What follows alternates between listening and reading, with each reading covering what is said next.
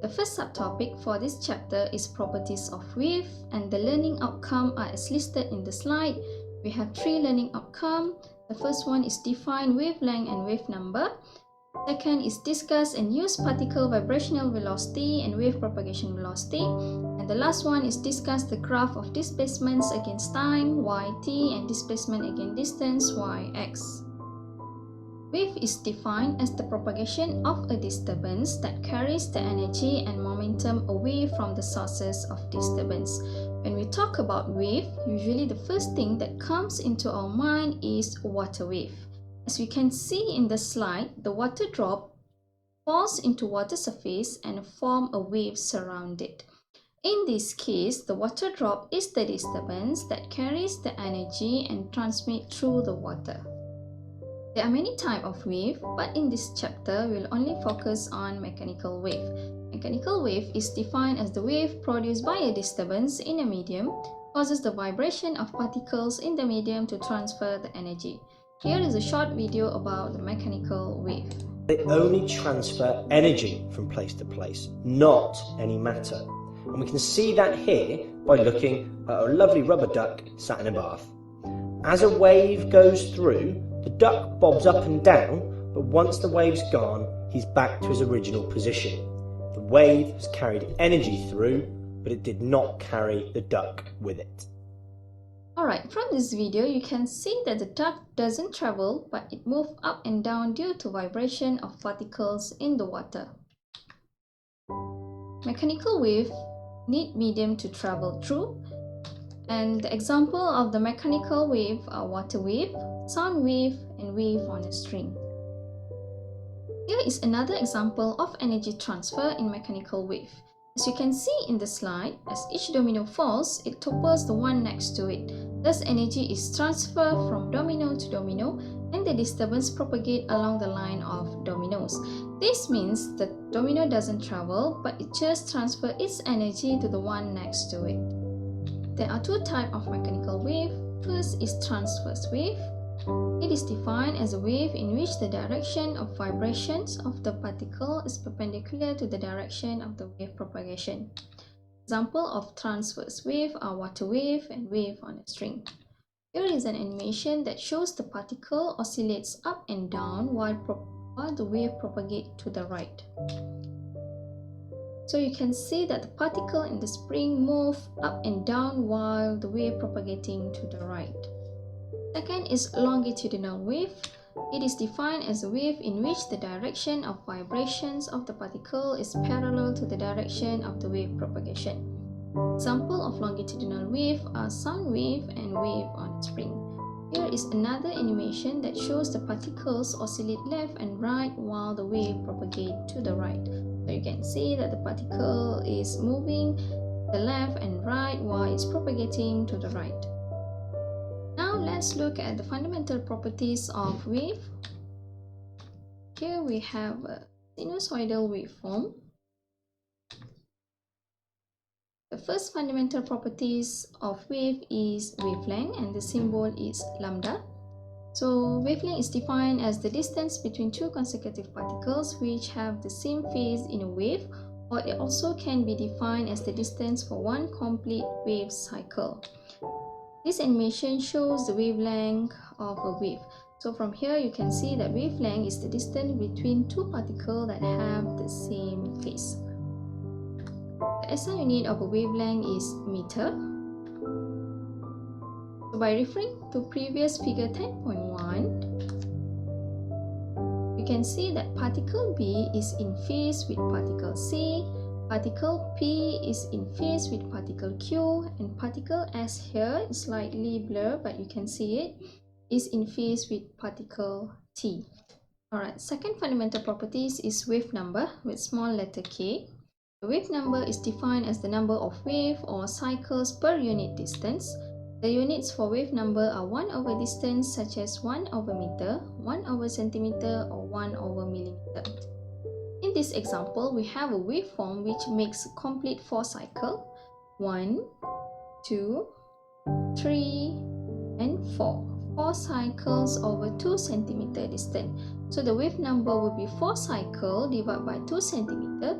Therefore, the answer is 2 cm negative 1. Okay, now we will look at the equation of progressive wave.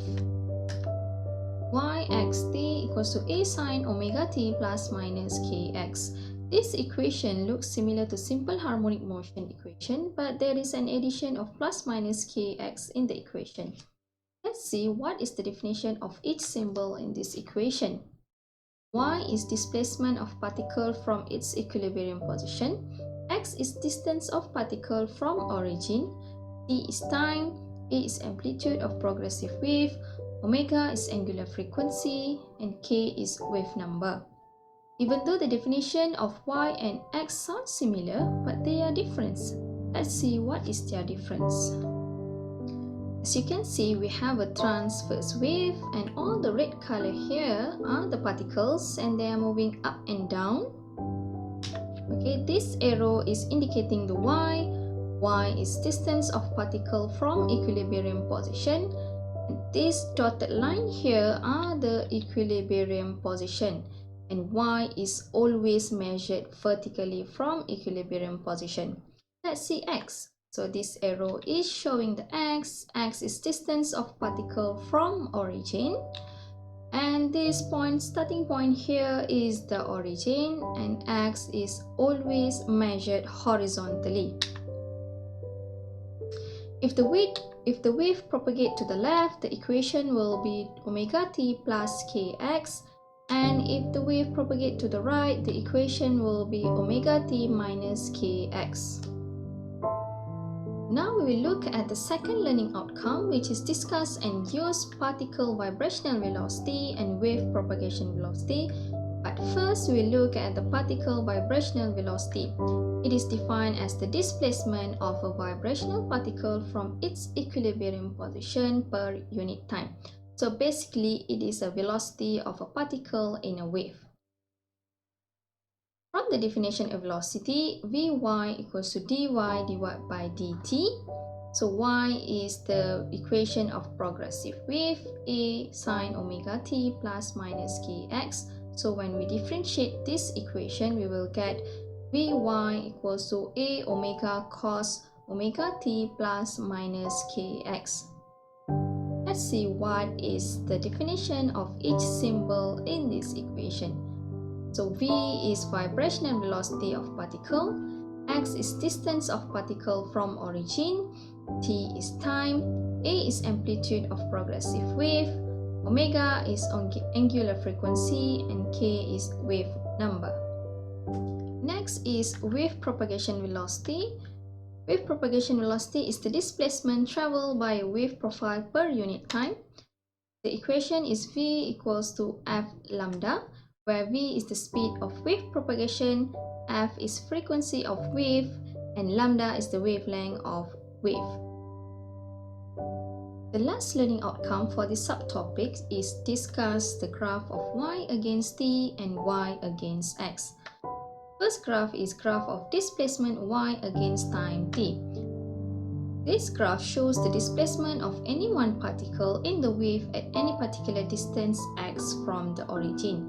This means this graph shows the displacement of one particle at any distance from the origin. Okay, we know the equation of progressive wave y equals to a sine omega t plus minus kx. So when x equals to 0, the equation will be y equals to a sine omega t. So from this equation, we will get a sinusoidal graph as shown here, where the y-axis is the displacement and the x-axis is the time. And the maximum displacement is labeled as a, and the minimum displacement is labeled as negative a. And the equation of this graph is y equals to a sine omega t. The second graph is graph of displacement y against distance x. So this graph shows the displacement of all particles in the wave at any particular time t.